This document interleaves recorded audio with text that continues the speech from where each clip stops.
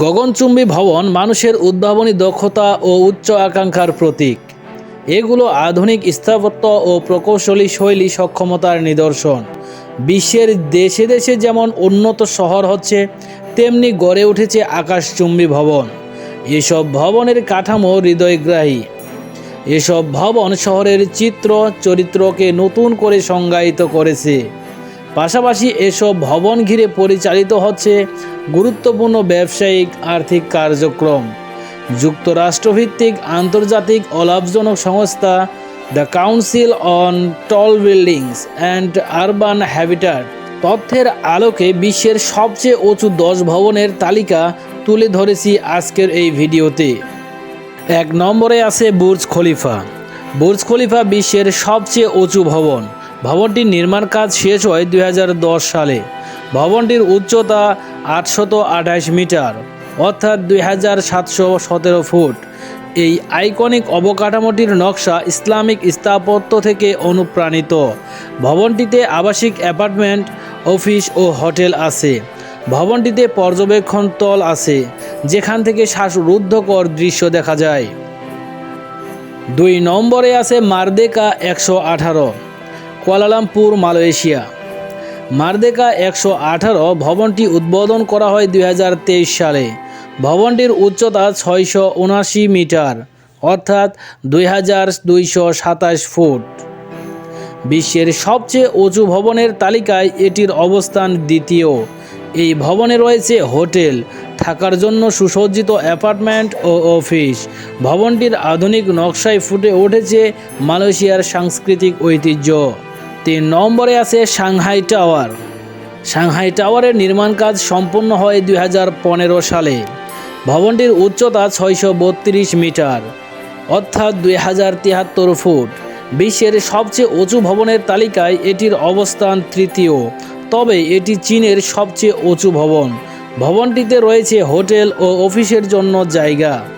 এছাড়াও ভবনটির ছাদে রয়েছে অসাধারণ একটি বাগান। ভবনটির নকশা এমনভাবে করা যা বাতাসের চাপ কমাতে সহায়তা করে। 4 নম্বরে আছে Mecca royal clock tower. Mecca royal clock টাওয়ারের নির্মাণ কাজ শেষ হয় 2012 সালে। ভবনটির উচ্চতা 601 মিটার, অর্থাৎ 1971 ফুট। ভবনটি আবরাজ আল বাইত কমপ্লেক্সের অংশ। ভবনে রয়েছে হোটেল ও বিপণী কেন্দ্র। আছে একটি ক্লক টাওয়ার। কয়েক মাইল দূর থেকেও এই ক্লক টাওয়ার দেখা যায়। পবিত্র মক্কা নগরীতে হজ বা উমরা করতে আসা অনেক মুসল্লি এই দর্শনীয় স্থাপত্যটি পরিদর্শন করতে থাকেন। 5 নম্বরে আছে পিং অ্যান্ড ফাইন্যান্স সেন্টার। ভবনটির নির্মাণ কাজ শেষ হয় 2017 সালে। উচ্চতা 599 মিটার, অর্থাৎ 1965 ফুট। আকাশচুম্বী এই ভবনে রয়েছে অফিস, হোটেল ও খুচরা পণ্য বিক্রির জায়গা। মসৃণ চকচকে নকশার পাশাপাশি LED আলোকসজ্জা ভবনটিকে বিশেষ বৈশিষ্ট্য সম্পন্ন করে তুলেছে। 6 নম্বরে আছে লোটে ওয়াল টাওয়ার, সিউল, দক্ষিণ কোরিয়া। লোটে ওয়াল টাওয়ার চালু হয় 2017 সালে।